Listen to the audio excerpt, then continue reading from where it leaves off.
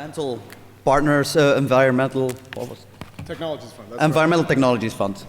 So Rob has been involved with consulting in the beginning, a lot of investment groups, and now he's just joined his investment groups a couple of years ago, which focuses on sustainability and clean tech, part of a few boards. And yeah, very interested to hear what you're going to have to say. Thank you. Very quickly, what we're trying to do is find great environmental companies, but they all have to make money for somebody. So back to the earlier slide about profit. Profit does matter in our world, because if we don't make money, we'll never raise another fund and we'll never invest in other great technology companies. And I was going to focus a little bit on what Annalise started us off on today, that when we're looking for companies, we can think about all sorts of different ways to invest.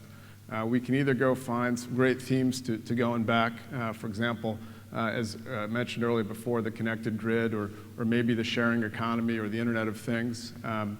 Some folks like to focus on the technology side of things and making sure there's suitable patents and enough PhDs in these companies. What I like, frankly, is to make sure there's a great entrepreneur. Because if you're going to grow a great company, to Annalise's first comment, you need to have great people that are going to stand up there and do that. Sorry. I think we might go this way. So what we focus on, just very quickly, is, again, that entrepreneur. Who is the entrepreneur that's going to lead? And I guess the person that I put up on this slide is actually one of the first entrepreneurs ever to graduate from Cambridge. And I'm wondering, does anybody actually know who this is that's up there? Okay, so this guy has actually started a company which has roughly, I think, $32 billion in assets today, has 16,000 people working there, and has probably one of the most prestigious brands in the world. And that gentleman is none other than John Harvard, who started Harvard University. And he was quite a maverick in his day.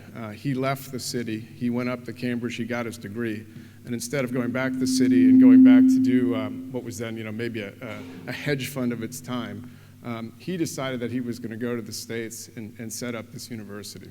And that's an incredibly, amazingly brave thing to do, travel halfway around the world and set up something as significant as this. And I think when I'm always thinking about entrepreneurs is, do we have guys today and women that want to go build great companies and have the vision to do something as exciting as this? And I went back just actually 2 weeks ago to my Harvard Business School reunion class. We were the class of '95. And the folks I've put up on the screen of a class of 80 people, roughly 15 of us went off to do entrepreneurial things. And of that group, these folks were all successful. So not everybody has success off the bat, but these folks did create companies worth hundreds of millions of dollars.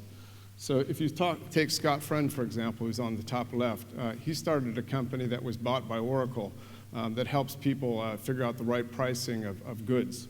If you take Hope, who's in the middle, she actually started a company that was the first payment company that eBay bought. It's actually before PayPal. So she's quite a success in the Valley. If you go down to Warren down there, this is back in '96, '97, he started a company called Planet All that was bought by Amazon. And it was the first company to allow people to link their information online, and it was probably 15 years before LinkedIn.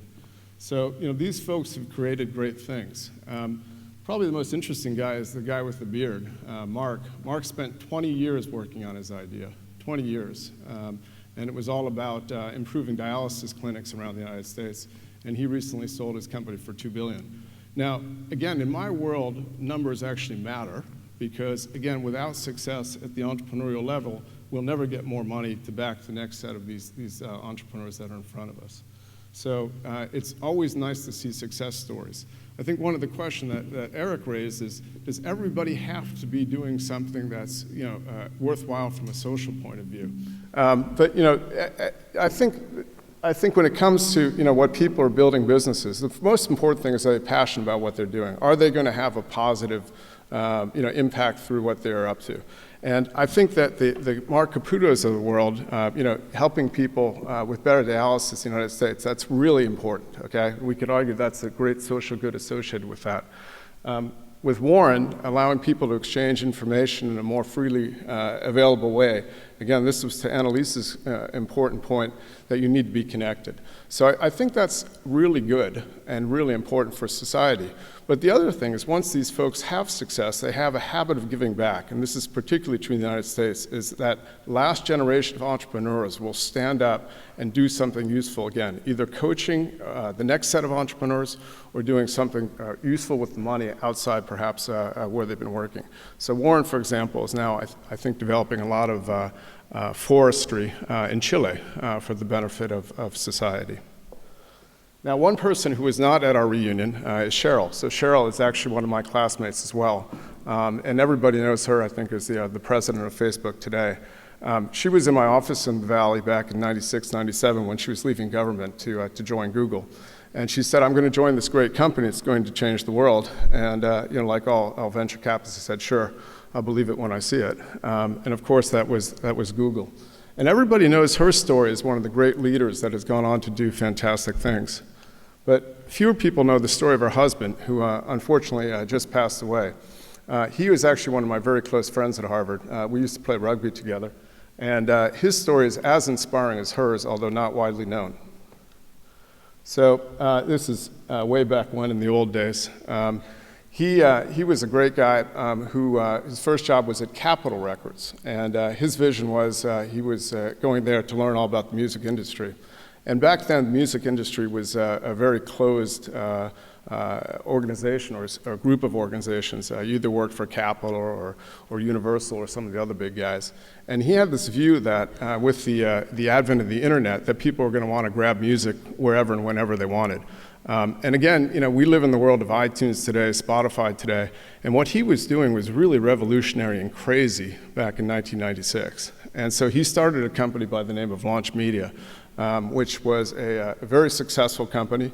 It grew to maybe a couple $100 million, and then the dot-com bubble burst because these valuations were too large. Again, he was at a couple $100 million, and one should think about that in the perspective when you see companies trading at 50, 60, 80 billion today.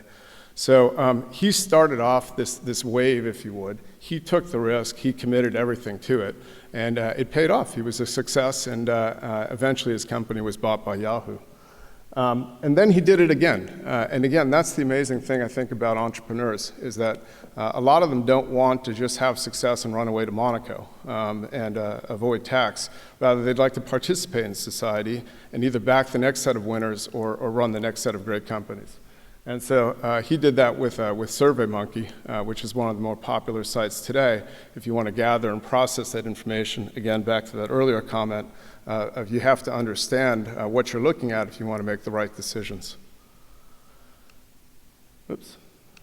So I think, when I think about Dave, it wasn't just the success he had that was inspiring for all of us that knew him.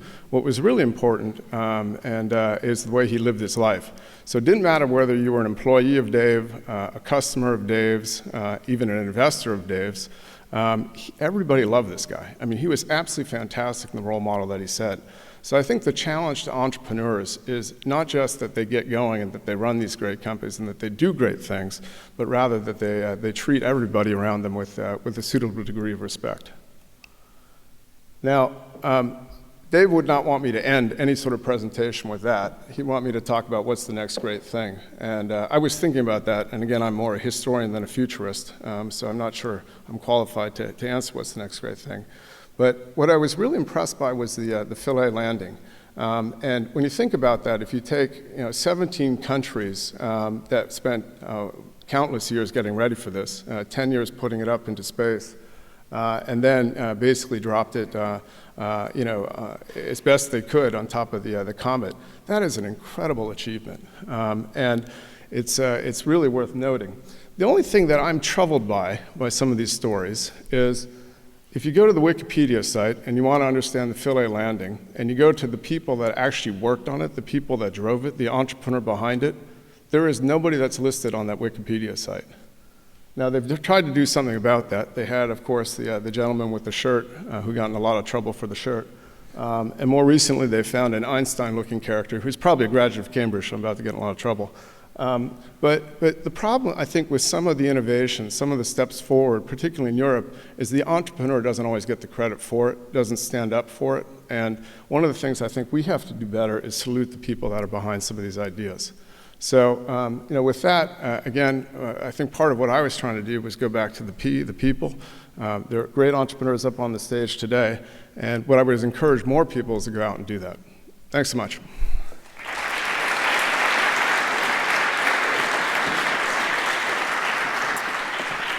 Thank you very much, Rob.